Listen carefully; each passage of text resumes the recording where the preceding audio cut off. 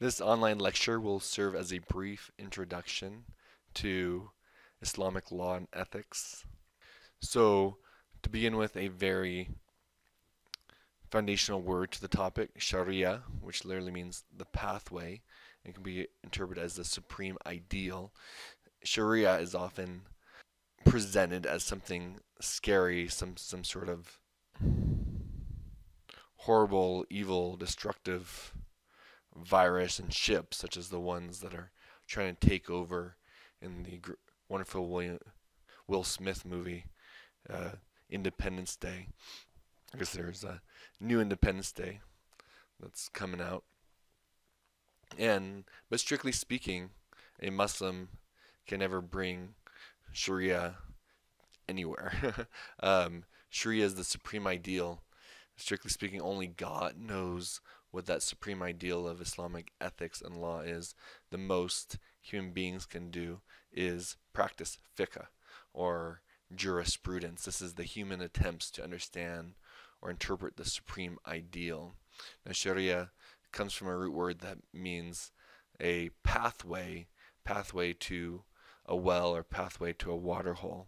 So Sharia at its heart has this implications that something that's supposed to vivify and give life and order and good to an individual and to a community. Now, a human being who is practiced and respected and competent to form a legal opinion about some sort of legal question is called a mufti.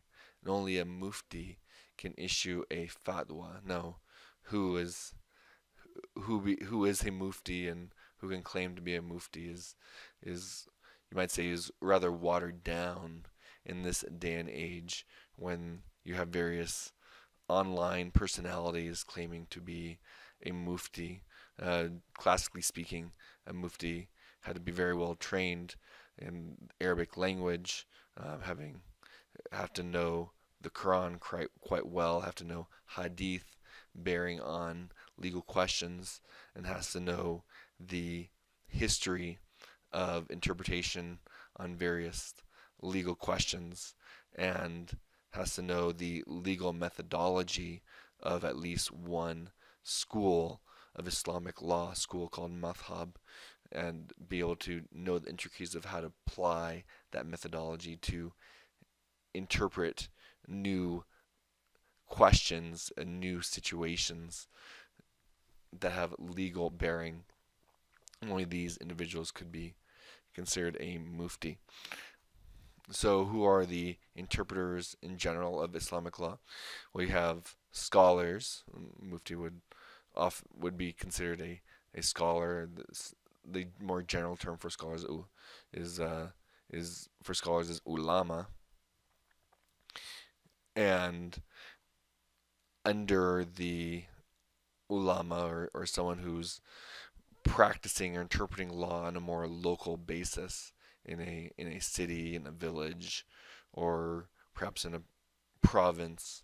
More largely, were judges who are called qadi, and sometimes judges were also among the mufti, okay, someone who's very well trained and recognized in interpretation of Islamic law. But many judges had a more relatively basic training in Islamic law, and if situations arose in which there wasn't clear precedence of cases in which the judge was familiar with of how to interpret this situation presented before him, and it was almost always a him, then that judge would consult a nearby or sometimes a far away mufti to help him interpret that case. And the the judge was under no obligation to take that learned legal opinion of the mufti, but most would. Now, if the judge also happened to be a mufti in his own right, then like Yoda, his own counsel he would keep. Right? Political leaders were also interpreters of Islamic law to some degree, but they would usually,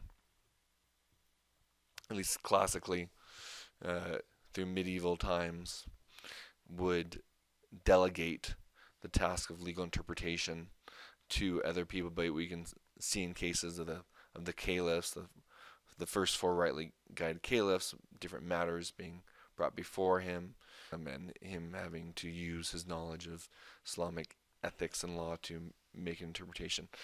And since much of Islamic law isn't something that's interpreted on the institutional level, right? It's just a matter of ethics and laws that individuals need to do their best to apply to their own life. Then individuals, regular individuals, whether they can read and write or scholars or just um, farmers and tradespeople that might have little or no formal education, all these would have to also do their best to apply Islamic ethics to their own individual life, and Islam being a very orthopraxy, more than orthodoxy kind of religion, where actual practice, your actions are first, foremost, and paramount. Then questions of what is the right thing to do, what is the way to act in this moment that has me surrender to the will of God, who's the God whose presence I'm trying to be aware of and be humble before at every moment through this ideal of taqwa, or this pious reverence for the presence of God with you, the consciousness that God is with you at every moment. Okay, there's a number of sources of Islamic law, and depending on which Islamic school or madhab, some of these would become more important than others, but almost all of them had, well, we can say all of them had the Quran, and there's about 500 verses in the Quran that it's usually counted as bearing on legal questions. There's also hadith, and hadith became, we can say, even more important than the Quran because hadith bear on many more legal questions in more specificity than the Quran has to say as a book. Or the body of hadith is much larger in general than the Quran is. There's also ijma, which was important to the different law schools, and this means consensus, a consensus of the community, the early Islamic community on different legal questions. The but it was more in actual practice the consensus of Islamic scholars on a question. And while Halak, who's written many excellent, interesting introductions to Islamic law in English, he argues that there's very few issues or questions that there was consensus or ijma on from the early generations of Muslims. Most the grand majority of matters, there's a diversity of opinions that you had to sift through to try to come up with what is the right idea about a question. Okay, even things of how to wash and when to wash to prepare for Islamic prayer, there's a variety of opinions that one had to sift through to try to find the best way for you to wash and the best way to teach your kids how to wash to be ritually pure for Islamic prayer. There's qiyas, which means analogy. So you can take, for example, the question of alcohol. Is alcohol completely forbidden according to Islamic law and ethics? Well, the word that's used to talk about alcohol in the Quran itself is khamar. Now, khamar is usually understood to be grape wine. So grape wine is forbidden in the Quran, but how about other also fermented substance? How about date wine? How about barley based alcohol, right? And so Muslim interpreters would look and say, oh, what is the issue at hand that makes grape wine not so good for you or helpful? It's like, oh, it's the fermentation qualities which inebriates an individual and tears them or hinders them from making good choices, having their full capacities of their brain. Okay, it's this quality, so we can, by analogy say that's not just grape wine, but yeah, date wine and barley based forms of alcohol and other fruits and vegetable based forms of alcohol. These things are also prohibited. The urf or custom or common law, or the customs of a locality, this could also become a source of Islamic law. But this was, you'd follow the customs only if it didn't directly oppose other Islamic ideals that are proclaimed explicitly in the Quran and the Hadith. Okay, so for example, what clothing do you wear to dress?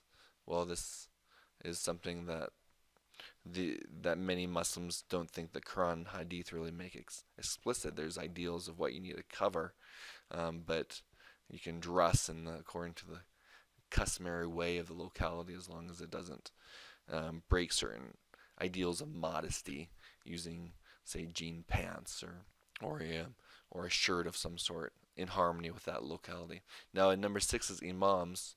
Now, this refers to the Shia branch of Islam. The imams, these descendants of Muhammad, who are seen as having special authority to interpret the religion. If they made a statement on a topic, it was understood they made a statement, then their statements would become a very, very important source of understanding or ruling on different legal questions. But for Shiite Muslims, usually only. Instead, there's, on any sort of question, there were Akam al Kamsa, or 5 norms, 5 values, 5 categories by which we could approach, understand that legal question or question of conduct. They're, number 1, if something is mandatory. Number 2, it's recommended. Number 3, it's neutral. Number 4, it's discouraged. And number 5, it's prohibited or haram. Right? So we can take, for example, is it mandatory to pray? Is it recommended to pray?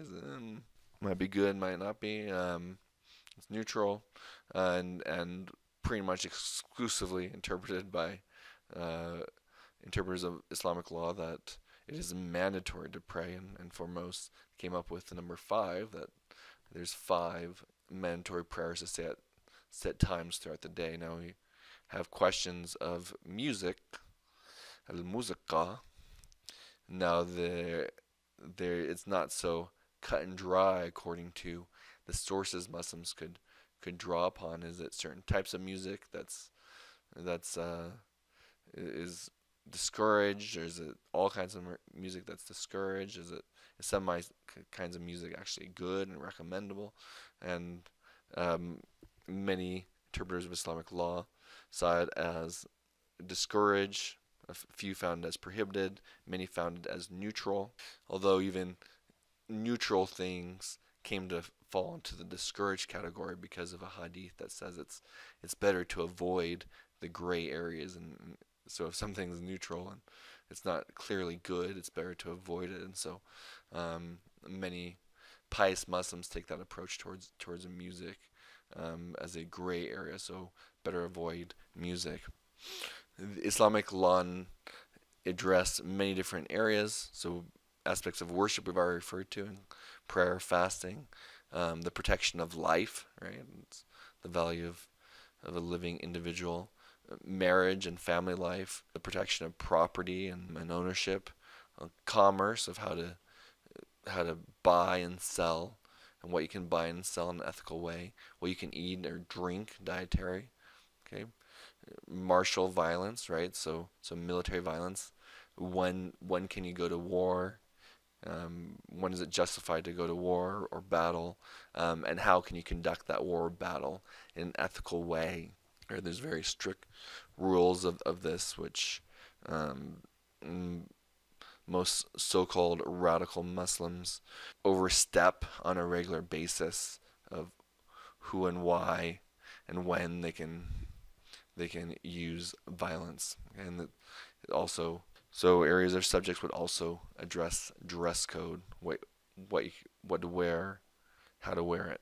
So discussion of Islamic law usually takes in mind the classical period. Today, the laws in most Muslim majority countries are a combination of religious, which is often just for aspects of family law, with secular state systems. So, for example, if someone steals something in Egypt that has a certain value, right, you might be fined and asked to return the value of it or return the item. You might be given prison time or jail time, right? And we won't be given the traditional punishment, which is if the item that is stolen is above a certain value. Um, Perhaps it's translated to about be equal to $1,000 or perhaps even $10,000 today. Then you'd get your hand cut off for stealing that item, according to traditional Islamic law. Right.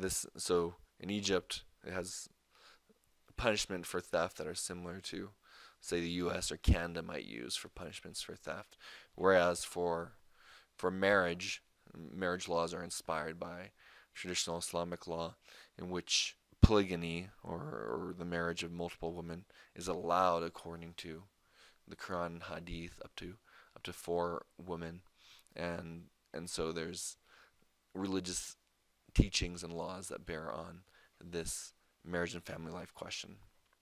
So let's look at a number of more ethical as well as some legal facets or aspects that Islamic teachings bear upon. So kindness and humbleness to parents, right? And obedience to parents is highly enjoined within Islamic teachings, unless they tell you to transgress the religion or commit an act of shirk or polytheism in a way, or worship an image in a way, right? These are times where you don't have to obey your parents, but most other times must show great humility and respect towards the parents.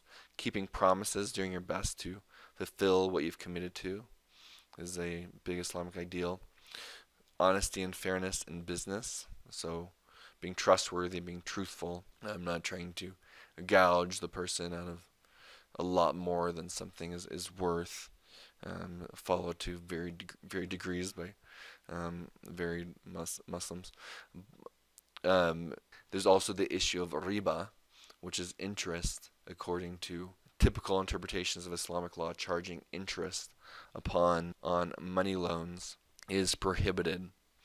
So this makes the funding of new business ventures very difficult in societies that have banks that try to follow this ideal, and so these such banks and societies become creative in how to fund new capital or entrepreneurial ventures, so that it's not a money loan with interest. Sometimes it might be a non-interest loan, but often perhaps a system of stock would be done where the bank is a partial owner in a way, and that has interests that can be be bought out on a later basis.